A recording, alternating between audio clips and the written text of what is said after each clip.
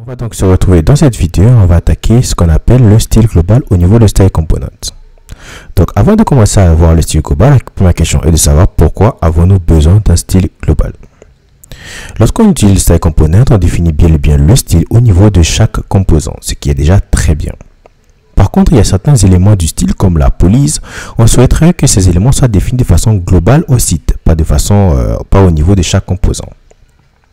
Dans la question, ça va, mais ok, on a un système de thème qu'on peut partager au niveau de chaque composant.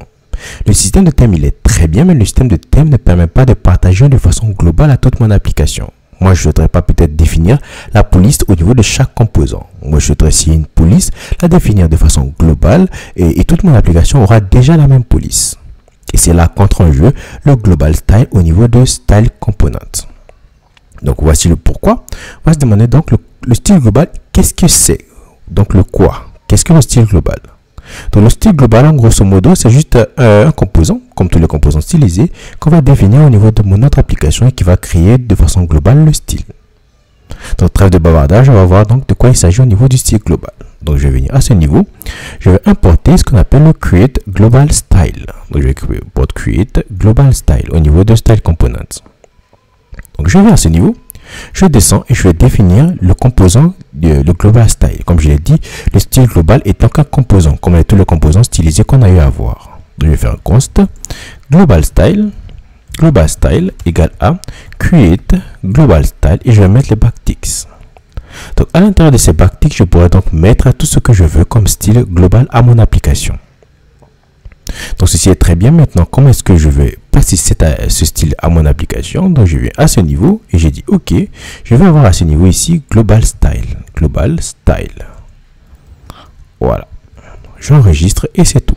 Donc, j'ai défini le style global de mon application. Donc, une question de poser, OK, qu'est-ce qu'on aimerait définir comme style global? Moi, j'aimerais définir au niveau de la police. J'aime bien une police en particulier. Il s'agit donc de DM100 au niveau de Google Fonts. Donc, je viens à ce niveau, je vais copier ceci. Et je vais au niveau de mon index.html, au niveau de public, et je vais coller à ce niveau-là. Donc, je colle ce code, je vais essayer d'indenter et j'enregistre.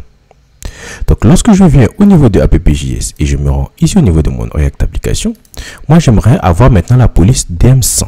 Donc, je viens à ce niveau, je vais dire OK.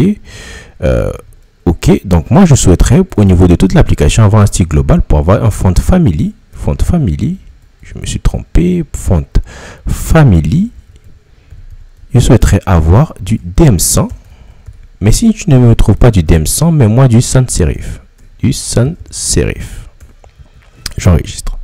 Lorsque j'enregistre, je vais au niveau de mon application. On voit bien que la police a bel et bien changé. On a une belle police de DM100. Donc, si vous souhaiterez définir ton style au niveau façon global à l'application, vous pouvez donc définir ce style à ce niveau, au niveau du Global Style, à l'intérieur de Create Global Style. Donc, ceci va donc marquer la fin de cette formation avec Style Component. Si cette formation vous a plu, n'hésitez surtout pas à vous abonner à la chaîne et à liker la vidéo, aussi à partager. Donc, on va s'arrêter ici au niveau de cette formation. N'hésitez surtout pas aussi à donner votre avis sur comment se passait la formation. Si vous avez des questions, n'hésitez pas à laisser un commentaire. On va donc se retrouver dans une autre formation avec sûrement React et d'autres éléments. Donc, on va se dire à une autre formation.